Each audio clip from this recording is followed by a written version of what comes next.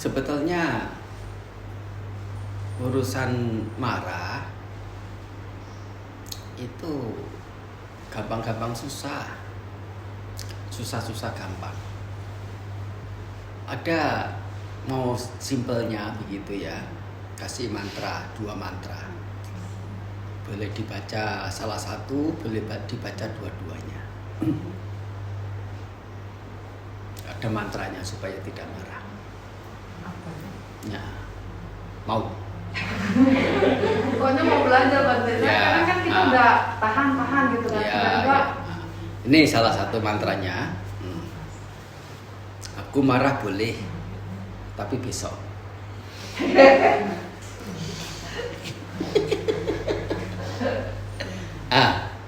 Aku marah boleh, tapi besok.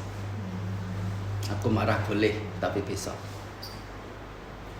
Ini bukannya semacam untuk semacam mengakali saja, tidak. Tetapi sesungguhnya kemarahan yang muncul itu sudah dipertimbangkan dengan baik, reasonable atau tidak. Sering orang marah itu belakangan, aduh aku yang salah. Tapi sudah terlanjur, sudah pecah. Belum jelas bagaimana, salah paham. Mungkin salah pahamnya, jangankan salah pahamnya kita, salah pahamnya dia saja. Fairkah untuk memarahi dia? Tidak fair. Dia yang memang salah mengerti. Jadi itu mantra. Saya marah boleh, tapi besok. Kalau besoknya itu, ya memang dipertimbangkan secara matang, secara lurus, secara jujurnya, memang dia patut dimarahi ya dimarahi. Tapi setidaknya marahnya sudah tidak seperti hari ini. Besok itu sudah mereda. Dan hal-hal apa yang mestinya itu berdampak besar, kerugian bagi diri sendiri dan orang lain atau kebersamaan itu menjadi bisa di reduce, dikurangi. Nah, bagaimanapun sesungguhnya orang yang bijaksana itu marah itu hanya semacam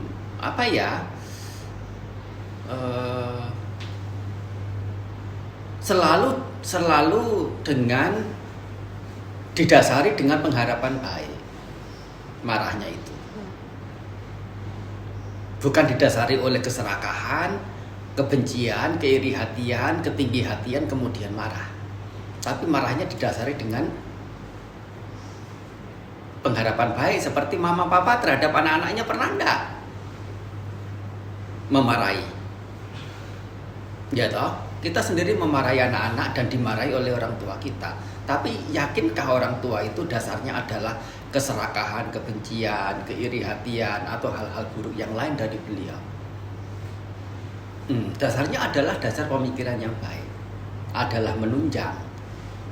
Nah, bagaimanapun marah itu juga perlu di kata-katanya, maksudnya yang terlontar. Ini bisa panjang ini ngomong. Kata-kata yang terlontar itu mesti dalam ukuran. Jadi perlu diukur. Soalnya kalau kita sama sekali tidak marah pun, tidak menunjukkan marah pun, itu juga membuat orang jadi kebingungan. Anak-anak kita jadi kebingungan. Kita punya teman kerja, apalagi punya bawahan. Kalau kita sebagai atasan, ya pegawai buat baik, senyum. Aku kan seorang Buddhis, aku penuh metta, senyum gitu. Anak buah buat buruk, ya mestinya metta juga, senyum gitu.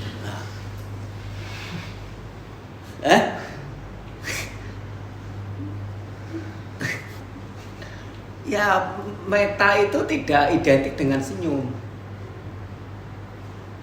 Justru dengan kata-kata yang mendidik, terkesan tegas sekalipun, terkesan marah sekalipun, jika dasarnya adalah pengharapan baik, itulah meta yang sesungguhnya. Cinta kasih yang sesungguhnya. Yang selalu senyum terhadap orang lain, terhadap sekitarnya. Mereka yang buat baik juga senyum, mereka yang buat buruk ya tersenyum. Itu bukan meta. Itu ada gangguan kejiwaan. Ya. Barangkali atau salah mengerti tentang makna meta. Nah, kembali pada kemarahan itu tadi atau emosi.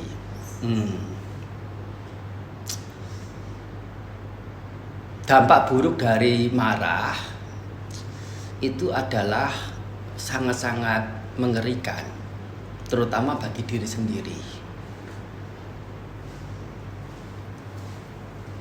Jadi pergaulan juga retak, hati juga retak juga, hancur juga, rusak juga hatinya. Pergaulan juga rusak. Kebaikan apa yang sudah selama ini dibangun, yang tidak murah biayanya, meskipun pertemanan nggak murah biayanya, harus care, harus apa, harus ini, harus itu selama ini. Tapi hanya satu kali marah, pecah, der, udah selesai semuanya. Apalagi kalau beberapa orang yang sampai kalap begitu ya, marahnya sampai luar biasa, sudah tidak peduli itu yang dimiliki, yang ada di itu punya siapa, nggak peduli. Mau dibanting ya dibanting, dilempar ya dilempar. Urusannya belakangan, tangkap polisi karena merusak hak milik orang lain, atau itu adalah hak milik diri sendiri ya menyesal belakangan. Aduh, ini barang yang sebegitu berharganya aku banting begitu saja. Tapi saat marah nggak terpikir. Itu sehingga pepatah Thai itu mengingatkan kita, yang saya katakan sebagai mantra yang kedua. Apa itu? Marah itu gila, dendam itu bodoh. Kalau orang marah itu mirip seperti orang waras atau seperti orang gila. Kita itu mau jadi orang gila atau jadi orang waras? Mau jadi orang waras. Harus baik-baik. Ini dua mantra. Dendam itu bodoh. Bodohnya bagaimana? Ya, orang yang didendami itu meskipun melakukan kesalahan, ya pada waktu itu, pada waktu-waktu yang lain, baik sebelum maupun setelahnya, dia melakukan banyak hal yang benar, banyak melakukan hal yang baik, dan kesalahan seseorang siapapun itu wajar melakukan, bukan hanya dia, diri kita sendiri juga melakukannya. Tetapi dendamnya disimpan sedemikian lama, hancur, rusak hatinya, dan bermain dengan bayang-bayang sendiri. Soalnya apa? Bukan nyata orangnya yang didendami. Yang didendami adalah bayang-bayang yang ada dalam pikirannya sendiri. Orangnya sendiri mungkin sudah tidur nyenyak, sudah tamasya, main-main ke sana kemari, bahagia. Dan tidak mau menyadari bahwa setiap orang itu ada kurangnya, termasuk diri sendiri. Dan terpuruk atau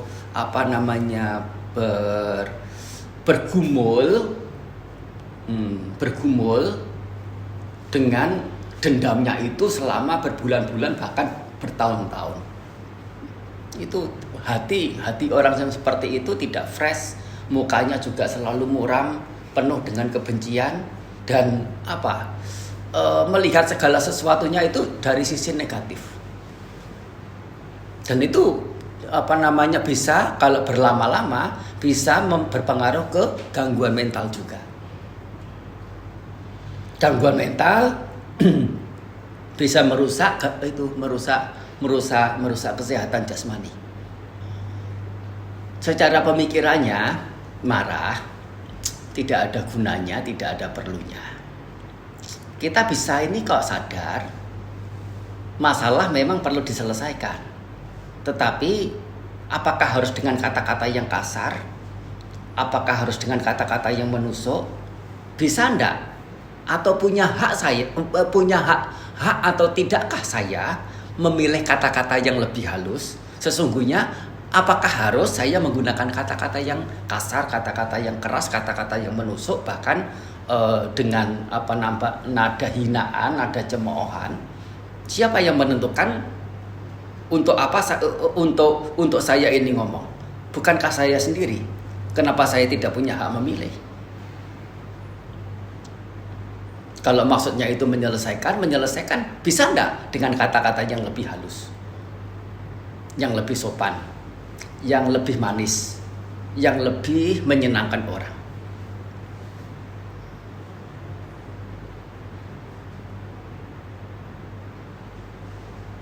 Permasalahannya adalah ini, kita kurang begitu paham dengan latar belakang orang lain. Marah itu, kalau kita paham, marah itu sulit untuk muncul. Ya, sering saya contohkan misalnya, sudah sering. Kita sedang bincang-bincang di satu ruangan, satu rumah di pinggir jalan. Nah, ngomong bisnis atau urusan keluarga atau apa yang sangat krusial. Bisnisnya ya MM-an atau puluhan M, entah itu M-nya M apa nggak tahu. Ya, sesuatu yang penting. Nah, kita menganggap itu yang paling penting. Ya memang setiap orang selalu merasa urusan dia seorang itu yang paling penting di dunia. Yang lain nggak ada yang pentingnya. Bukan sesuatu yang penting. Urusan saya ini yang paling penting. Ngomong punya ngomong. Nah, di luaran sana tito es krim, tito sambil jalan kaki. Membuat pembicaraan ini menjadi tidak jelas, menjadi apa? Tolong ngomong sekali lagi. Gimana? Sudah diulangi? Nggak jelas gimana? Apa tertunjuknya kemudian yang di luaran sana? Aduh, tukang es krim itu nggak tahu diri, langsung marah. Tapi kalau kita lihat dari sisi tukang es krimnya, sesungguhnya dia juga punya urusan, dan urusan dia ya juga yang paling penting di dunia.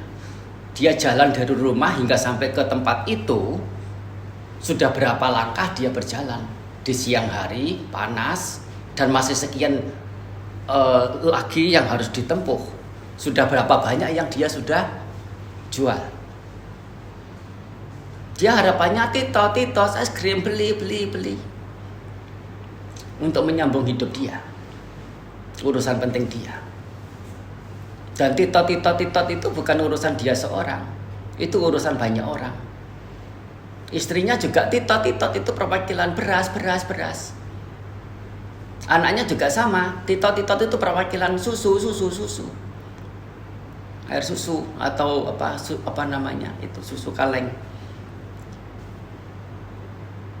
Dan keluarga semuanya itu berharap dengan es krim itu bisa terjual.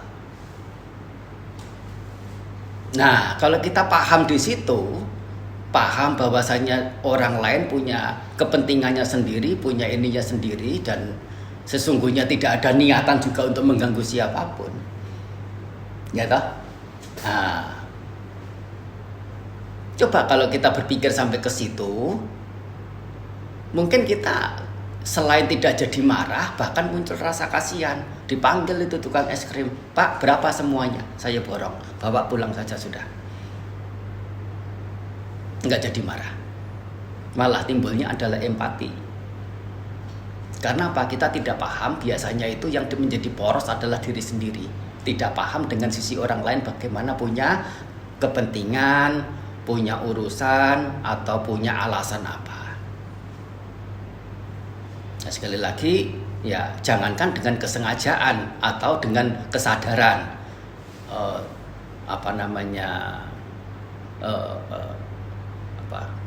maksud saya jangankan dengan ketidaksengajaan, ya, dengan ketidaksengajaan atau dengan kesalahpahaman, dengan kesadaran saja kalau seseorang itu punya alasan tertentu, katakanlah dia mencuri barang, ya mencuri. Tapi dibalik dia mencuri barang itu apa? Latar belakangnya apa? Latar belakangnya untuk bisa hura-hura, minum-minum, atau bersenang-senang yang lain, atau memang dia punya keterpaksaan. Dia sudah utang sama bos, sudah sekian, utang lagi juga sudah gak enak. Utang tetangga juga sudah, gak mungkin utang lagi. Tapi biaya dia untuk orang tuanya, biaya dia untuk istri, untuk anak terlalu berat. Dan itu menghimpit dia untuk situasi ekonomi yang mungkin tertentu begitu. Mau tidak mau dia cari jalan itu. Itu alasan berbeda, cara sikap penyikapan kita juga mungkin bisa berbeda. Malah tahu alasannya seperti itu, udah nggak usah pikir, kamu tetap tetap kerja seperti biasa. Saya tahu kondisi kamu seperti itu. Pernahkah di video itu ya, seorang anak kecil gitu ya, curi makanan, kemudian dikuntit sama yang pihak yang itu. Oh ternyata dikasihkan sama kakeknya. Yang satu lagi si itu bapaknya atau ibunya sakit, dia hanya seorang. Setelah tahu begitu bagaimana? Bukan hanya tidak menagih apa yang dicuri, dirampas balik, tetapi malah memberi lebih. Apa mau dikata anak kecil mau kerja apa, mau apa, caranya ya dengan sedapat mungkin. Nah itu kalau orang bijaksana ya mengerti sebab seperti itu, bukan kemarahan dan meletakkan materi sebagai sesuatu yang poros utama dalam menentukan sesuatu, membuat keputusan. Kalaupun nyata-nyata dia melakukan kesalahan, apa alasannya itu? Apalagi hanya kesalahpahaman, hanya salah mengerti, atau hanya dengan ketidaksengajaan. Kalaupun misalnya ya sampai dia itu sengaja, itu memang ini bukan sengaja, betul-betul betul-betul melakukannya, suruh mengerjakan ini gitu ya, keliru. Padahal yang lain-lain bisa mengerjakan dengan baik. Satu ini keliru. Mengerjakan yang kedua kalinya keliru lagi. Mengerjakan yang ketiga kalinya keliru lagi. Dia tahu enggak dia itu sedang keliru dan tidak sesuai atau tidak sama dengan yang lain-lain. Dia tahu. Dia sesungguhnya sudah kecewa dengan dirinya sendiri. Pengen pintar seperti teman-temannya, pengen pintar seperti pihak yang menyuruh. Dia sebetulnya meratapi kemampuan dia. Tapi itu secara sepihak oleh pihak yang menyuruh ya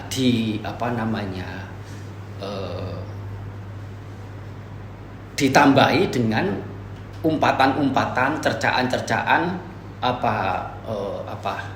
celaan-celaan, kata-kata yang kasar, kata-kata yang pedas, itu malah menimpai diri yang bersangkutan.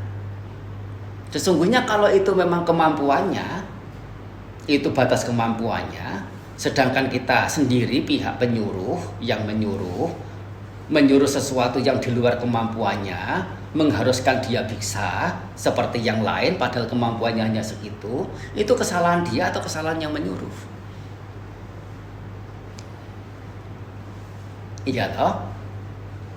Kalau memang dia tidak mampu ya sudah, dialokasikan ke sisi yang memang dia bisa, dia mampu. Tidak perlu marah.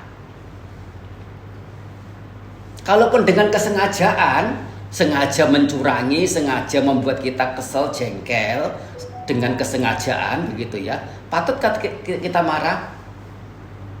Tidak juga. Mengapa? Kita yakin enggak dengan hukum karma, hukum perbuatan? Hukum karma itu apa?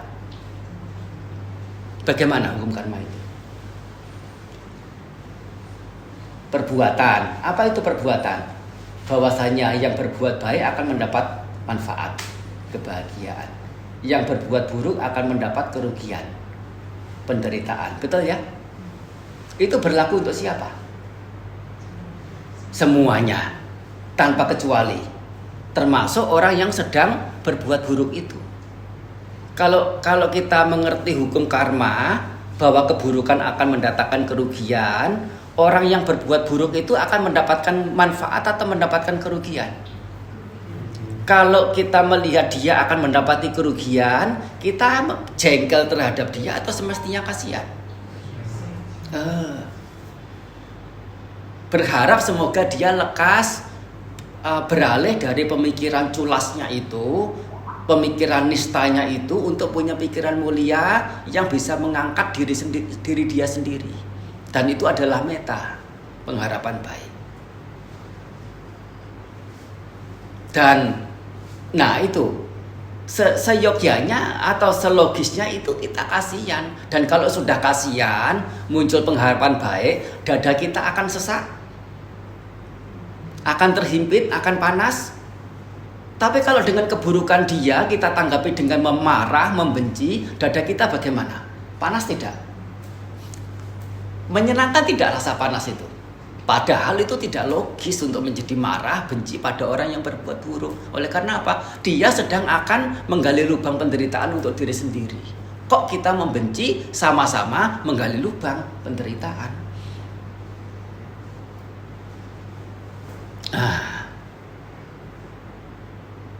Itulah kira-kira secara mendasar sampai menengah. Belum yang tinggi ini uraian. Ya, kalau yang tinggi nanti pas hari Uposatha ya. Ya, ini apa namanya pertanyaan yang memang ini apa namanya biasanya itu ada daftar apa namanya Q&A. Daftar Q&A biasanya itu bagaimana Bante mengatasi kemarahan.